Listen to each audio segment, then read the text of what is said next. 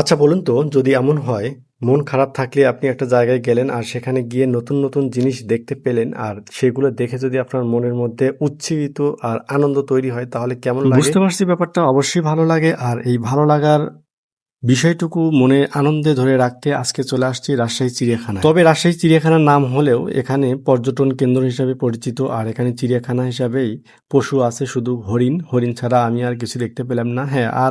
আর ওই মাছ দেখা গিয়েছিল বড় বড়। তো আমার গিন্নি মাছগুলোকে দেখে ভাবছিল যে এগুলো বাসায় নিয়ে গিয়ে 2 দিনের জন্য রান্না করে যাই হোক ফেলবে। মাছগুলো এত সুন্দর দেখে আমারও মন চাচ্ছিল, কিন্তু কি আর করার, কর্তৃপক্ষ তো এগুলো চাইবে না। তবে আজকের আবহাওয়াটা এত সুন্দর ছিল, মনোরম পরিবেশ, সাথে বাতাস আর রোদ না বললেই চলে। এমন পরিবেশে এমন জায়গায় চুজ করাটাই বেটার অপশন পেয়েছিলাম। পর্যটন কেন্দ্র হিসাবেও ভুল বলবো না, কারণ এখানে বিভিন্ন রকম বিবাহ শাদীর ব্যবস্থাও আছে। আর আমরা ঢোকার পর একটা বিয়ের অনুষ্ঠান এখানে করা হয়। জোরে জোরে সাউন্ড বাজছিল আর এত পরিমাণ সাউন্ড পলিউশন হচ্ছিল, বলা যাচ্ছে না এখানে সাউন্ড পলিউশন নাকি বিয়ের অনুষ্ঠান। যাই হোক, আমরা আসছি ঘুরতে, বিয়ের খাইতে নয়। এখানে বিভিন্ন রকম পয়েন্ট আছে যেখানে গিয়ে আপনি ঘুরে ঘুরে একটু আনন্দ বিরম করতে পারেন। আমরা যেহেতু বিবাহিত সুতরাং চিপা চাপা আমাদের জন্য নয়। তবে আমি যে রাস্তা দিয়ে হেঁটে যাচ্ছি একদম পবিত্র রাস্তা, আশেপাশে কোনো কিছু দেখতে পারবেন না। যদি আপনাদের চোখ যায় তাহলে আপনাদের চোখের সমস্যা হতে পারে। যাই হোক, বেশি কিছু বলবো না। রাজশাহী চিড়িয়াখানা এটা চিড়িয়াখানা নয়, এটা লক্ষ লক্ষ যুবকের ভালোবাসার জায়গা। তবে সন্ধ্যা হয়ে যাচ্ছিল, কিছু দেখা যাচ্ছিল না, আমার চোখে কোনো কিছুই পড়ছিল না। চাইছিলাম ক্যামেরাটাকে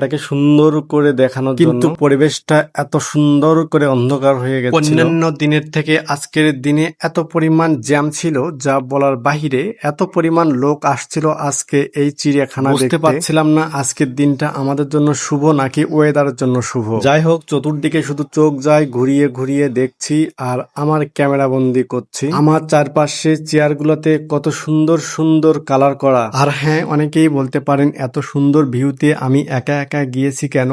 আর তাদেরকে জানাইতে চাই, ভাই আমি একা একা আসি নাই, আমার ক্যামেরার পিছনে আমার গিন্নি আছে। তবে আর একটু আগে গেলেই আমরা চারপাশে সুন্দর সুন্দর দৃশ্য উপভোগ করতে যাওয়াটা হয়েছে একটু দেরিতে, কারণ দেরিতে যাওয়ারও একটা কারণ আছে। এই সময় যাওয়ার জন্য আমরা প্রস্তুত ছিলাম না, হঠাৎ বৃষ্টি এসে আমাদেরকে লেট করিয়ে দেয়। আর হ্যাঁ, বলে রাখি এই চিড়িয়াখানায় ঢুকতে গেলে একই সঙ্গে চিড়িয়াখানা প্লাস পর্যটন কেন্দ্র দুটাই দেখতে পারবেন। সিঙ্গেল ছেলেপেলেদের জন্য এই জায়গা নয়, আগেই সতর্ক করে দিলাম। চিড়িয়াখানার ভিতরে অনেকগুলো রাইড ছিল, তো একটা রাইডে উঠতে পারি নাই কারণ আমার ভয় করে। আর যে রাইডগুলোই উঠবো সেগুলোই নাগরদোলার টাইপের। এর আগে এলাকায় বান্নি মেলায় নাগরদোলায় চড়তে গিয়ে বেসামাল অবস্থা হয়েছিল আমার। যাই হোক, চতুর্দিক থেকে ঘুরিয়ে ঘুরিয়ে আপনাদের দেখাচ্ছি আর নিজে উপভোগ করছি চিড়িয়াখানার ভিতরের অংশ। মনে মনে বললাম এর আগে কেন আসি নাই এই জায়গায়, আসলে কতটা আনন্দ উপভোগ করতে পারতাম। চিড়িয়াখানা আসতে হলে পার পার্সন 25 টাকা করে এন্ট্রি ফি। আর যাই হোক, আজকের ভিডিওটা এই পর্যন্তই। আমার এই ভিডিওটা কেমন লাগলো